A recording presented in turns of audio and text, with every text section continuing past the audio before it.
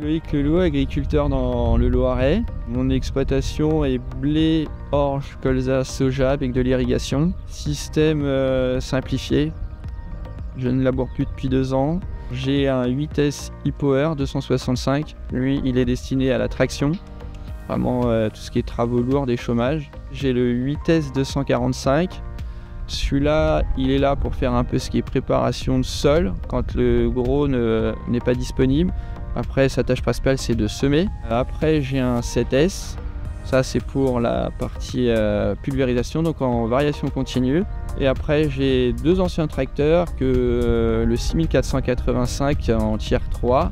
Et on a toujours notre 6290 qui est là. Ce qui a fait que j'ai choisi le 8S, c'est le confort, le gabarit du tracteur, sa puissance, son ergonomie aussi, on va dire, en cabine, faut être honnête. C'est un tracteur qui m'a plu et honnêtement, quand j'ai eu mon premier, je le cachais pas, je disais que j'en voulais un deuxième. C'était le tracteur que je voulais, un 8S quoi. J'ai fait le choix de la e-Power, c'est que c'est un peu une transmission un peu hybride, je trouve.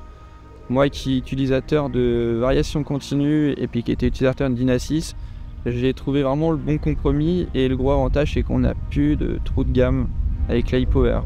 On peut la prendre en full power shift au champ si on est à l'aise et puis en mode route, en mode auto et qui se gère quasiment comme une variation continue. L'espace entre cabines c'est quelque chose pareil anodin. Sur le 7724 on n'avait pas cet espace là. J'ai compris tout de suite le pourquoi du comment ça a été fait. Il y a aussi une autre chose que j'ai trouvé utile, mais sur les carreaux. Pas besoin d'aller de l'autre côté, on se met sur le côté et on arrive à faire tout le carreau. Je l'ai remarqué à l'utilisation. C'est des tracteurs qui sont spacieux, je veux dire, on voit pas les heures passer dedans. Je vois, moi ça a été une sacrée différence quand je passais de 7724 à celui-là.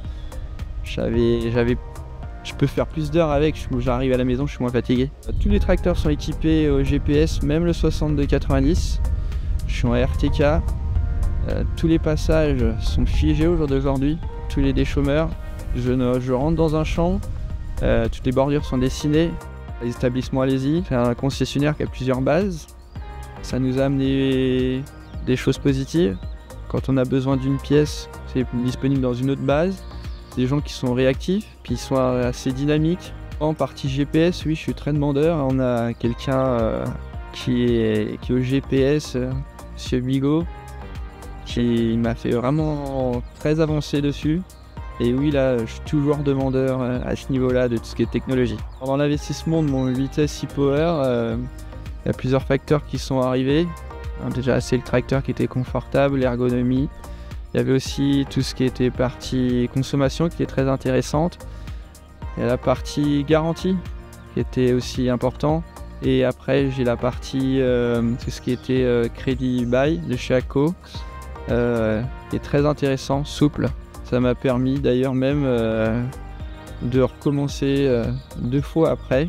Et le design, oui, j'aime quand c'est beau. Ce tracteur là, on le regarde 2 fois. Le choc le premier coup et le deuxième coup, tracteur que j'ai apprécié, il est très beau. J'adore tout ce qui est son bandeau LED devant. L'espace entre cabines c'est atypique, mais moi j'aime bien. Et la couleur rouge c'est quelque chose que j'affectionne aussi.